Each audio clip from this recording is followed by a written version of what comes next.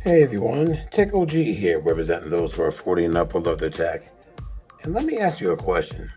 Was anyone else upset with the Galaxy Unpacked 2022 event today? I was slightly upset with it. I mean, I wouldn't say totally upset. I mean, Samsung is still a great company, makes great phones, and I've been with Samsung for a very long time. Going back in between Samsung and Apple, I've gravitated more towards Samsung phones. More of a fan with Android. And so I'm not saying that Samsung did a bad job with their event or with their new S phone lineup. It's just that it wasn't compelling enough for me to say, hey, let me trade in a phone that I have already for this next upcoming phone or any one of the phones coming out.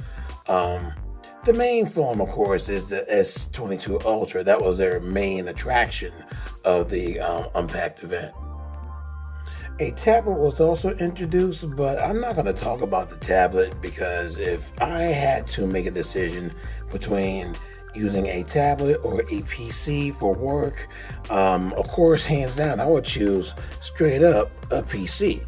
My one Mix 4 does me well. It's basically the size of a tablet, but it's the functionality of a PC. And you can't go wrong with a PC this size that can use, Microsoft Office, play PC games, because you can't do it on a Samsung tablet, but you can do all that on here. Plus, you can get an Android emulator, for example, Knox, and you can use Android apps or whatnot right here on your PC. So this is basically like a two-in-one.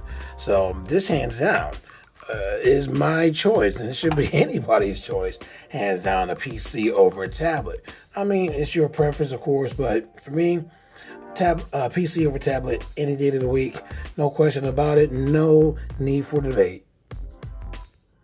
Now, with the S22 Ultra being the main attraction of the Unpacked event, the S22 Ultra is I can't even say basically.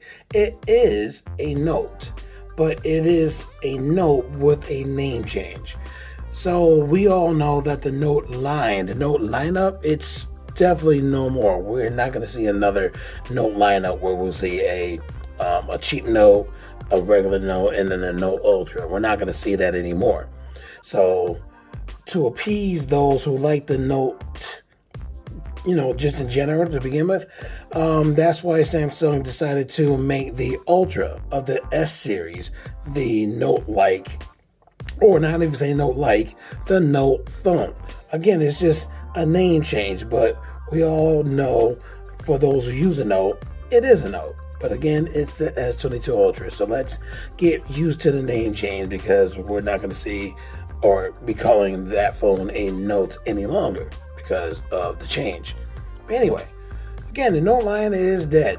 But that one phone is saving the Note for the time being until Samsung decides to completely nix that and sell phones with a stylus on the side to use, such as the Galaxy Fold 3, because that's not going to go anywhere anytime soon.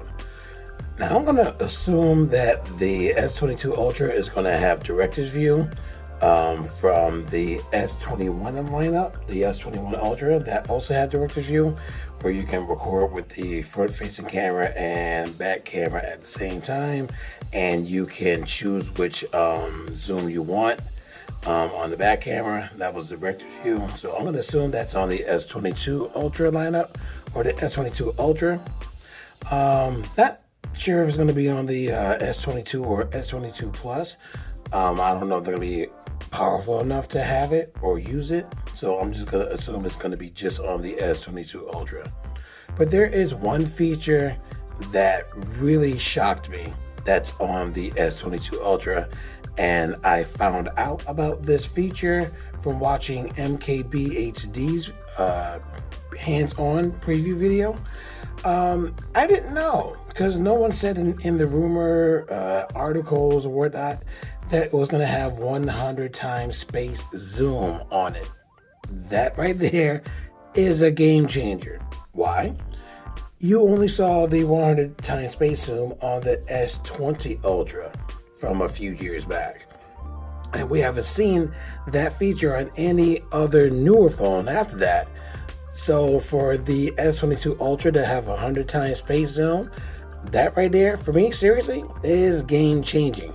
And it's a compelling argument to trade in a phone to get that phone, because you'll have power to process and do the things that you want. Plus, you have the feature of up to 100 times zoom, where you don't have to carry around the DSLR camera with lenses that'll give you that zoom. So that right there is pretty awesome. I'll also assume that the new processor will eat away at the battery. Now, no matter how big your battery is going to be in the phone, any new processor is going to, be powerful and will eat up your battery power to do the task that you want with that processor. However, even though it's going to be more powerful, you can still expect the same battery life. So I will say 5 to 6 hours, as you've been seeing on pretty much every phone that's been coming out anyway. Now, don't get me wrong. Like I said, Samsung, great company, but I was still a little upset because it was only subpar. The S22 line was, like I said, subpar. The S22 Ultra was the main attraction of the S22 lineup, but everything that they discussed and shown, it wasn't captivating. It wasn't compelling. It didn't have me saying, wow, fantastic job. You did a better job than the iPhone 13 Pro. None of that. It was just subpar. And like I said, I still love the Note, and the S22 Ultra being a Note phone, pretty much, that's still cool, especially, like I said, for me being a Note lover, but it doesn't compel me to trade in my already existing Note 20 Ultra to get the S22 Ultra. And there's nothing about that phone, even though the processor is going to be awesome. And don't get me wrong, I really would like to try out that phone and especially see how it does playing emulators, especially with this controller. For those who know about the controller, you know what particular emulator I'm talking about, that I really want to see how the S22 plays with that particular emulator using this controller. Wink, wink, hint, hint. Anyway, nothing about the phone right now is compelling me to trade in my Note 20 Ultra for the S22 Ultra. And I had two main reasons, but because the 100 times space zoom was shown in MKB HD's video, that one feature next one of my main reasons why I will keep the Note 20 Ultra, because the Note 20 Ultra has up to 50 times zoom on this phone, and I didn't think that the S22 was going to have any kind of space zoom or extended zoom on that phone. So like I said, because the S22 Ultra has a 100 times space zoom, that particular reason for me to keep this phone has been nullified. So there's one other main reason why I would keep the Note 20 over getting the S22 Ultra, and that's because of the micro SD card expandable storage. Now, granted, you can get a higher storage phone to put on your apps and record videos, especially if you're going to do 8K, because the higher the resolution, the more memory is going to take or storage is going to take to make that video. So you want to have as much space as you can get. Like I said, by me having expandable storage, I can put in the SD card, record a whole lot of stuff on that card, take that card out, put it on a PC, and then put the card back in, record more stuff. Or you can have multiple SD cards, micro SD cards, fill up one, take it out, put another one in, keep recording, and then take all that stuff off, put it on the PC, edit whatever, then use the cards again. So you have as much space as you can have by getting yourself an array of different micro SD cards to use with your phone. So that basically kind of like unlimited storage, quote unquote. But with the S22 Ultra, no micro SD card slot, so you're just stuck with internal storage. Now I'm going to show you in a few minutes one particular thing that you can try to do to alleviate, not really alleviate, but to compensate for not having a micro SD card slot. And the one thing I'm talking about is on Samsung's website. So if you decide to get the S22 Ultra right now, the phone, you can get it at 128, 256, 512, or look at this, 1 terabyte? Seriously? They didn't say anything about that. I did read in the rumor articles and saw in the videos that the 1 terabyte option will be only available in select markets. I was thinking it's going to be just global, because I did read in one article last night that it would not be available in the US, but lo and behold, it is available. But it's only available if you get it unlocked. You cannot get it through a carrier, 1 terabyte. So if you select T-Mobile, for example, you'll still see 1 terabyte, but it'll say only available in unlocked. So you got to choose that to get this available, to select it.